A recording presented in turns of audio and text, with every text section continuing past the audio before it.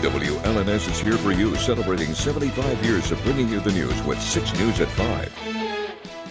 A man has been charged with the murder of his 3 sons just days before he was set to leave prison. It's our top story at 5. Thanks for joining us. I'm Jorma Duran. John Skelton has been charged with murder for the death of his 3 sons who disappeared 15 years ago. 6 News reporter Delaney Rogers is live in the studio, and she's here for you now with the latest developments. Delaney. Jorma, Skelton was set to be released from prison on November 29th. In 2011, he was sentenced 10 to 15 years for unlawful imprisonment of his 3 missing sons who were last seen with him. All the boys have not been found. They were declared dead by a judge earlier this year, and Skelton was not charged with murder until now. The Leelanau County District Court filed the charges on Wednesday, charging Skelton with the murder of his 3 sons. Police had previously testified, saying that they believe Skelton killed his children, but there was not enough evidence at the time. The 3 boys went missing after spending Thanksgiving with their father in 2010, and the boys were 9, 7, and 5 years old. Investigators were able to track Skelton's movements through his cell phone, which showed him leaving his home in Morenci, Michigan, traveling 25 miles southwest to Holiday City, Ohio, then returning back to his home. The boys have not been found despite countless searches in the woods and water in both Michigan and Ohio, and Skelton has also been charged with 3 counts of tampering with evidence. Back to you. Delaney, thank you very much. The longest shutdown in government history is now over, but officials say it will take time to get all of the services back up and running and federal workers to get their back pay. Erica Brown is here for you now with the latest from Washington. Federal employees began returning to work within hours of President Trump signing a spending bill to reopen the government. This was a no-brainer. This was an easy extension. The measure funds the government through January 30th, pays back federal workers, and reinstates those who were fired. It also funds SNAP food assistance benefits for a full year.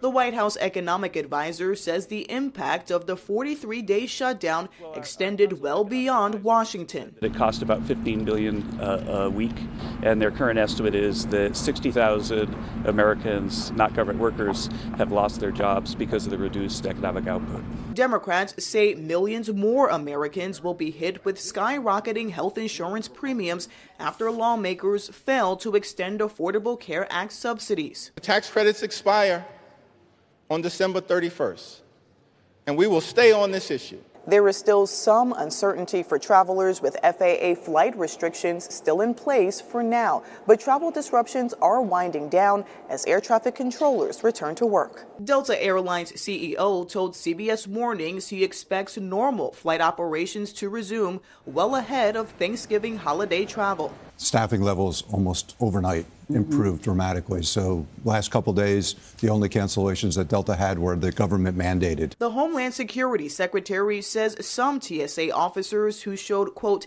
exemplary service during the shutdown will be rewarded with a $10,000 bonus. Erica Brown, CBS News, Capitol Hill. On the state political front, House Republicans are proposing some new incentives to grow more jobs in the state. But their plan includes reworking some old tax credits for the big 3 automakers. Capitol correspondent Tim Skubic is here for you now with a look at what's on the table. Back when President Obama and Michigan Governor Granholm were desperately trying to keep the big 3 automakers out of bankruptcy, they did it by the state offering so-called mega credits or tax breaks to the auto company. The House Republican Speaker Matt Hall at first wanted to wipe those credits off the books, but now the Republicans come forth with a new approach. Representative Mark Tisdale wants to stretch out from 5 to 10 years those mega grants, which would reduce the yearly hit on the state coffers, but would basically ask the employers, the car companies, not to lay off a lot of folks. We're not walking away from the commitment and the deal that we've made, but we're simply going to restructure that and try and get that out in 10 payments over the next 10 years,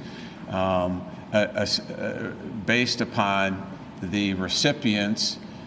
7 or 8 companies left that are getting those dollars, maintaining at least 95% of the full-time jobs that they had on the books in September. The Republican economic growth strategy also includes allowing businesses to create jobs first, and then in return, they could keep the withholding taxes of employees that normally go to the state. They would pocket this amount. At the very least, on a full-time job, an annual tax credit of $1,200. That's up to a 12-year capture, or excuse me, a 10-year capture rate.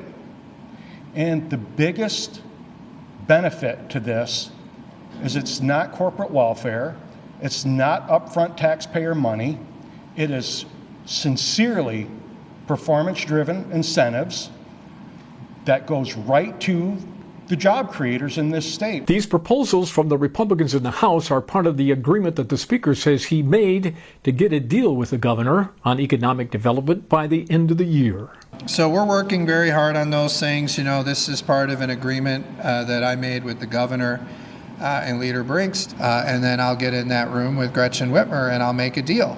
However, the Speaker and the governor have a major disagreement over whether to target specific industries for these credits, which the governor wants, or taking a shotgun approach and getting as many jobs as you can by letting anybody apply for them. The two have to resolve their differences before there is a deal by the end of the year. Reporting from Lansing, Tim Skubic, 6 News.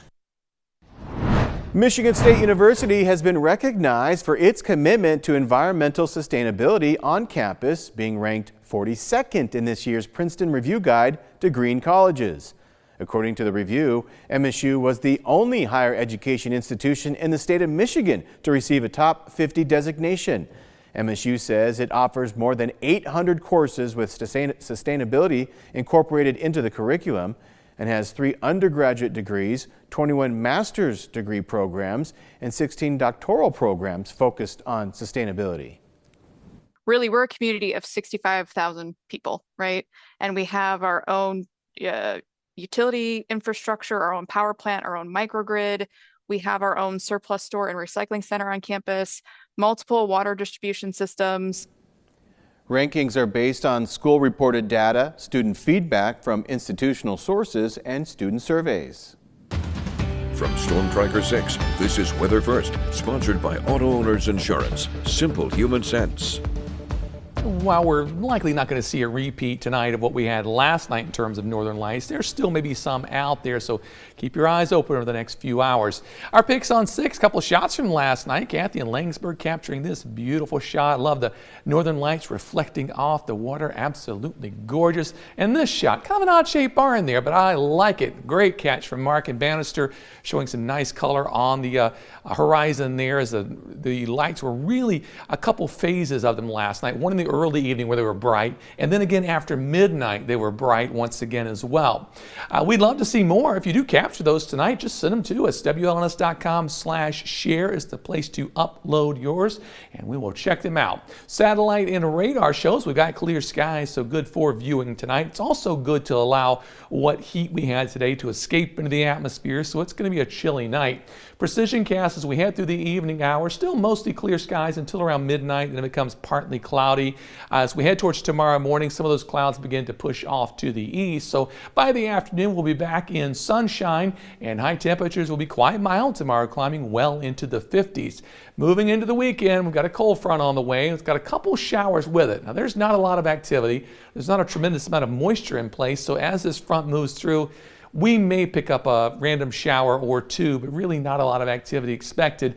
By the time we get into Saturday morning or Saturday night and Sunday morning, temperatures will begin to plummet, and there could be at least 1 or 2 flakes of snow possible on Sunday. Temperatures currently are still sitting in the upper 40s after a mild afternoon. One of the warm spots, Mason at 49 degrees, same thing in Jackson. Skyview Network, we've got beautiful conditions in St. John's. We're at 48 degrees, humidity 50%. Wind gusts today only up to 16 miles per hour.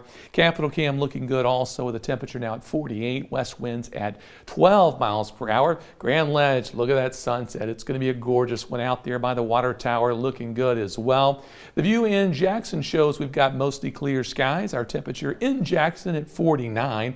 Wind gusts today was at 21 miles per hour, a little bit breezy, but less wind than we saw out there yesterday when some wind gusts were over 30 miles per hour.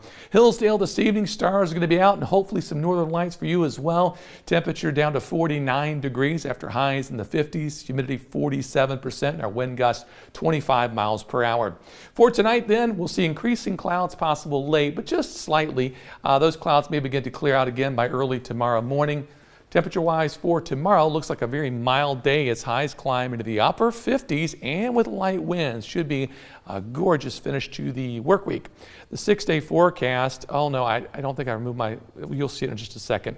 Temperatures over the weekend in the 60s on Saturday, 40s on Sunday, maybe a flurry there. And then as we head into next week, temperatures for the Silver Bells and the City Parade, again, that icon should be moved over to Friday. It still looks wet. We're in the upper 40s. It's breezy. My only hope at this point is going to be that some dry air could get drawn into that system. So it may start out wet, dry out a bit in the afternoon, and then more rain Friday night. That's what I'm hoping. But at this point, still plan on wet. We'll be battling it. Well, it'll be okay. It's still Silver Bells. Either way, we're going to have fun. Either way. Plus, we have to be there. True.